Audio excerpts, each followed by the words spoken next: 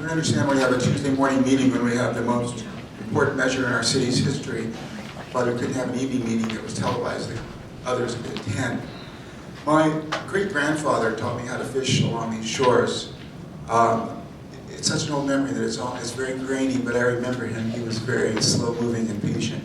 And then my grandfather taught me everything he knew, which was a great deal. And then my father taught me what he knew. He was not a gifted fisherman, as some are, but he worked hard at it. And I've taught my son how to fish these waters.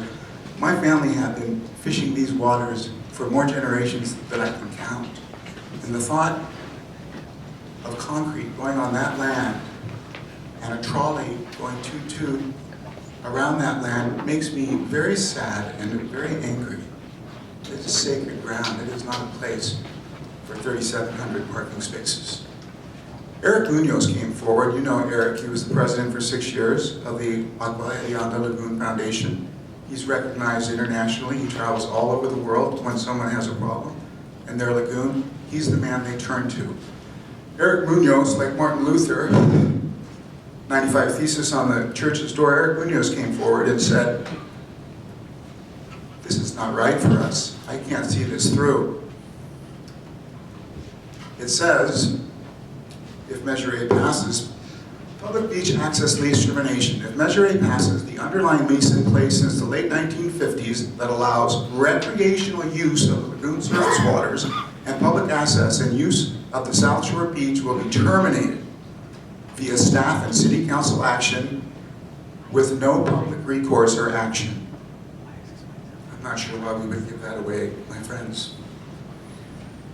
And then there's a television ad recently on TV that we've all seen 8 or 12 or 10 times an evening.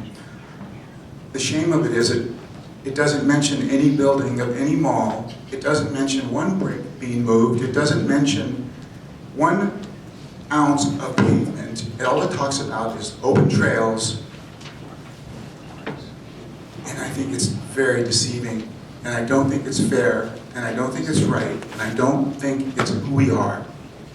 Now, I was very scared coming into this from the beginning. I've been involved in this for some time. But my friend told me that if you do your best, you can be bold and unafraid. And I remember those words because I was very afraid of all the power in Rick Caruso's power. I'm no longer afraid. I'm afraid for our city. I'm afraid for our village. I'm afraid for our wildlife. And I hope Measure A does not pass. Thank you for your time. Thank you, Greg.